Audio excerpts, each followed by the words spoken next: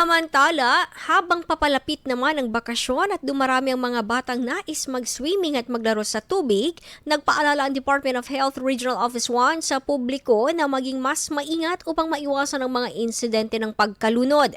Ayon sa DOH, mahalagang tandaan at isagawa ang 5 Bs ng drowning prevention upang mapanatiling ligtas ang mga bata habang nag-i-enjoy sa kanilang bakasyon. Layunin ng kampanyang ito na mabawasan ang mga aksidente sa tubig sa pamamagitan ng tamang gabay at pag-iingat mula sa mga magulang at tagapag-alaga.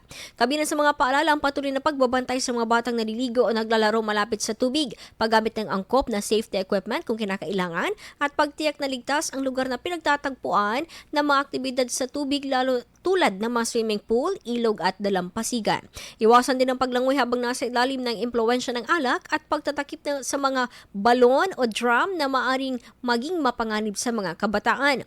Binibigyang diindi ng DOH na mahalagang turuan ang mga bata ng wastong paglangoy at mga pangunahing kaalaman sa water safety. Sa ganitong paraan, mas magiging handa ang mga ito sa pagharap sa anumang sitwasyon habang nasa tubig. Sa pamamagitan ng pagsunod sa mga simpleng hakbang ng 5 Bs ng drowning prevention, inaasahang mas magiging ligtas at masaya ang bakasyon ng mga bata at kanilang mga pamilya. IFM News. IFM News. IFM News.